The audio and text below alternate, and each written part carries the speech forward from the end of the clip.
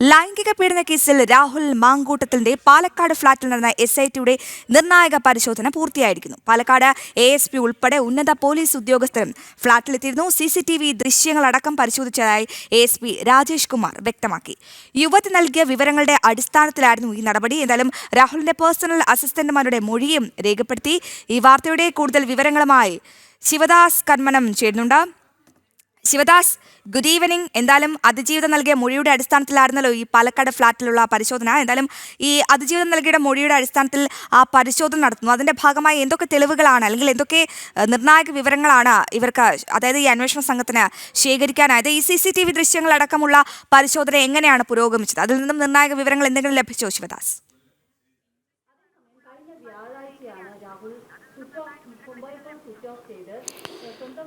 വളരെ നിർണായകമായ ഒരു പരിശോധനയാണ് ഇന്ന് അന്വേഷണ സംഘം പാലക്കാട് എത്തി പരിശോധിച്ചത്. അതായത് രാഹുലിൻ്റെ ഫ്ളാറ്റിലെത്തിയായിരുന്നു പരിശോധന. രാവിലെ തന്നെ അന്വേഷണ സംഘം പാലക്കാട് എത്തിയിരുന്നു. തിരുവനന്തപുരത്തു നിന്നും ഉള്ള പ്രത്യേക അന്വേഷണ സംഘമാണ് പാലക്കാടെത്തി കൂടുതൽ വിവരങ്ങൾ ശേഖരിച്ചത്. കൃത്യമായി തന്നെ ശാസ്ത്രീയ തെളിവുകൾ ശേഖരിക്കുക എന്നതായിരുന്നു അന്വേഷണ സംഘത്തിൻ്റെ പ്രധാന ദൗത്യം. നിലവിൽ രാഹുൽ മാങ്കൂട്ടത്തിൽ ഇപ്പോഴും ഒളിവിലാണ്. പാലക്കാട്ട് രാഹുൽ മാങ്കൂട്ടത്തിൽ ഇല്ല എന്നാണ് മനസ്സിലാക്കാൻ കഴിയുന്നത്. രാഹുൽ മാങ്കൂട്ടത്തിലിനെ കണ്ടെത്തുക, അതോടൊപ്പം തന്നെ ഏറ്റവും പ്രധാനമായും മറ്റൊരു ലക്ഷ്യം കൃത്യമായി തന്നെ തെളിവുകൾ ശേഖരിക്കുക എന്നുള്ളതായിരുന്നു മറ്റു പ്രധാന ലക്ഷ്യം. ഇതിൻ്റെ അടിസ്ഥാനത്തിൽ രാവിലെ തന്നെ അന്വേഷണ സംഘം പാലക്കാടെത്തി. അവർ രാവിലെ തന്നെ രാഹുൽ മാങ്കൂട്ടത്തിൽ താമസിക്കുന്ന ഫ്ളാറ്റിൽ പ്രാഥമികമായി പരിശോധന നടത്തി. അതിനുശേഷം ജില്ലാ ക്രൈംബ്രാഞ്ച് ഓഫീസിലേക്ക് പോയി ഏകദേശം 2 മണിക്കൂറോളം ജില്ലയിലെ ഉന്നത പോലീസ് ഉദ്യോഗസ്ഥരുമായി കൂടിക്കാഴ്ച നടത്തി.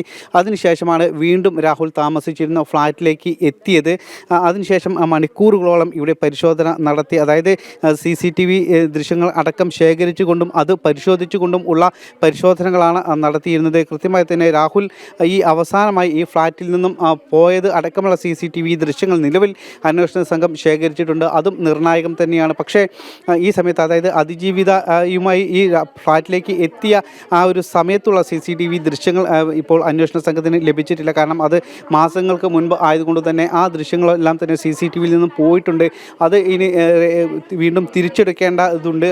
അതുമായി ബന്ധപ്പെട്ടുള്ള മറ്റ് തുടർ നടപടികളിലേക്കൊക്കെ തന്നെ അന്വേഷണ സംഘം പോകും.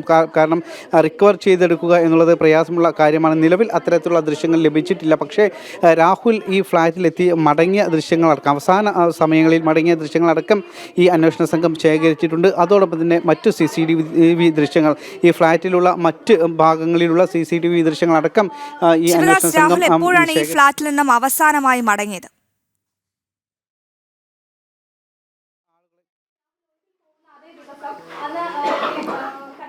അതായത് ഈ അതിജീവിത പരാതി നൽകിയതിന് ആ ദിവസം തന്നെയാണ് അതുവരെ രാഹുൽ ഈ ഫ്ളാറ്റിൽ ഉണ്ടായിരുന്നത്. അതായത് 3 ദിവസം മുൻപാണ് മുഖ്യമന്ത്രിക്ക് അടക്കം അതിജീവിത പരാതി നൽകിയത്. ആ ദിവസമാണ് അതുവരെ രാഹുൽ ഈ ഫ്ളാറ്റിൽ ഉണ്ടായിരുന്നു. ആ ദിവസം ഉണ്ടായിരുന്നു. അതിന് തൊട്ട് മുൻപുള്ള ദിവസങ്ങളിലടക്കം പാലക്കാടുള്ള ചില സ്ഥാനാർത്ഥികളുമായി ബന്ധപ്പെട്ട് സ്ഥാനാർത്ഥി പ്രഖ്യാപനത്തിലും അല്ലെങ്കിൽ അവരുടെ പ്രചാരണത്തിലും അടക്കം സജീവമായി രാഹുൽ രംഗത്തുണ്ടായിരുന്നു. രാഹുൽ മാങ്കൂട്ടത്തിൽ രംഗത്തുണ്ടായിരുന്നു. പക്ഷേ ഈ ഒരു മുഖ്യമന്ത്രിക്ക് പരാതി നൽകിയിരുന്ന ആ ദിവസം മുതലാണ് രാഹുലിനെ കാണാതാകുന്നത്. അതായത് രാഹുൽ ഇവിടെ നിന്നും മുങ്ങിയിരിക്കുന്നത്, രാഹുലിൻ്റെ ഫോണടക്കം സ്വിച്ച് ഓഫായി ഇവിടെ നിന്നും മാറിയത്.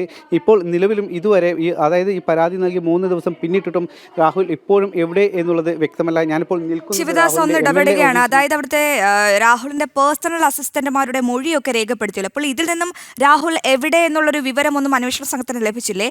ഈ പേഴ്സണൽ അസിസ്റ്റന്റുമാരുടെ അടുത്ത് നിന്നും എങ്ങനെയുള്ള വിവരങ്ങളാണ് അന്വേഷണ സംഘം ചോദിച്ചറിഞ്ഞത്?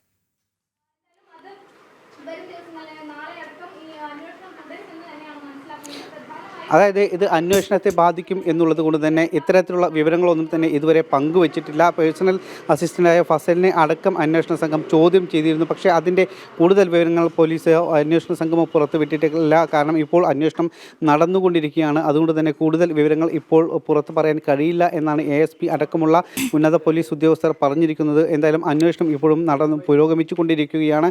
നിലവിൽ രാഹുലിൻ്റെ പേഴ്സണൽ അസിസ്റ്റൻറ്റിനെ അടക്കം ചോദ്യം ചെയ്തിരുന്നു, മൊഴി രേഖപ്പെടുത്തിയിരുന്നു. അതോടൊപ്പം തന്നെ രാഹുലുമായി ബന്ധപ്പെട്ട മറ്റു ചിലരുടെയും മൊഴികളെല്ലാം തന്നെ ശേഖരിച്ചിരുന്നു. ഇത്തരത്തിലുള്ള നടപടികളൊക്കെ തന്നെ പോലീസിന്റെ ഭാഗത്തു നിന്നും ഉണ്ടായിട്ടുണ്ട്. കൂടുതൽ ശാസ്ത്രീയമായ തെളിവുകൾ MLA ഓഫീസ് ആറ് തുറക്കുന്നുണ്ടല്ലോ, അതാരാണ്?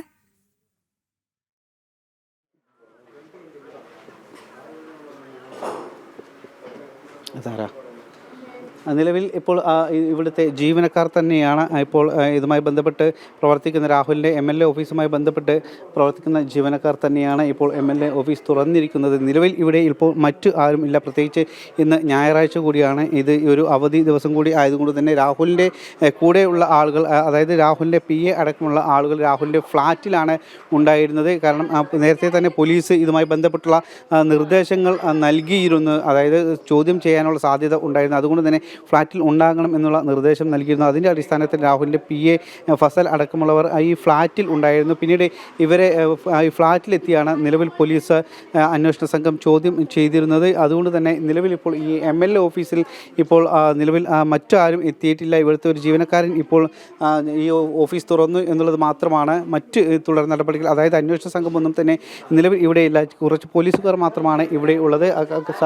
സ്വാഭാവികമായ നടപടിക്രമമാണ്. അതായത് ഈ MLA ഓഫീസിന് ഏതെങ്കിലും തരത്തിലുള്ള പ്രശ്നങ്ങൾ ഉണ്ടാവുകയാണെങ്കിൽ അതിന് സംരക്ഷണം നൽകാൻ വേണ്ടിയിട്ടുള്ള കുറച്ച് പോലീസുകാർ ഇവിടെ നിയോഗിച്ചിട്ടുണ്ട്. ആ പോലീസുകാർ മാത്രമാണ് നിലവിൽ ഈ MLA ഓഫീസിൽ ഉള്ളത്. ഒരുപക്ഷെ ഇവിടെ MLA ഓഫീസിലേക്കും അന്വേഷണ സംഘം എത്താനുള്ള ഒരു സാധ്യത ഉണ്ടായിരുന്നു. പക്ഷേ നിലവിൽ ഇപ്പോൾ ഈ അന്വേഷണ സംഘം ക്രൈംബ്രാഞ്ച് ഓഫീസിലാണ്. ഇതിൻ്റെ തുടർ നടപടികളും മറ്റും, അതായത് മറ്റു ഉന്നത പോലീസ് ഉദ്യോഗസ്ഥരുമായി ഉള്ള യോഗം ചേരലും മറ്റുമെല്ലാം തന്നെ നിലവിൽ ക്രൈംബ്രാഞ്ച് ഓഫീസിലാണ് തുടരുക. എന്തായാലും ഇപ്പോൾ രാഹുൽ ഈ ഒരു പരാതി നൽകി 3 ദിവസം പിന്നിട്ടിട്ടും രാഹുലിനെ ഇതുവരെ പിടികൂടാൻ കഴിഞ്ഞിട്ടില്ല എന്നുള്ളതാണ് മറ്റൊരു ഏറ്റവും എടുത്തു പറയേണ്ട ഒരു പ്രധാനപ്പെട്ട കാര്യം. തീർച്ചയായും ശിവദാസ് കന്മനം, കാര്യങ്ങൾ വളരെ വ്യക്തമാണ്. എന്തായാലും ലൈംഗിക പീഡന കേസിൽ രാഹുൽ മാങ്കൂട്ടത്തിന്റെ പാലക്കാട് ഫ്ളാറ്റിൽ നടന്ന SITയുടെ നിർണായക പരിശോധന പൂർത്തിയായിരിക്കുന്നു. ഇനി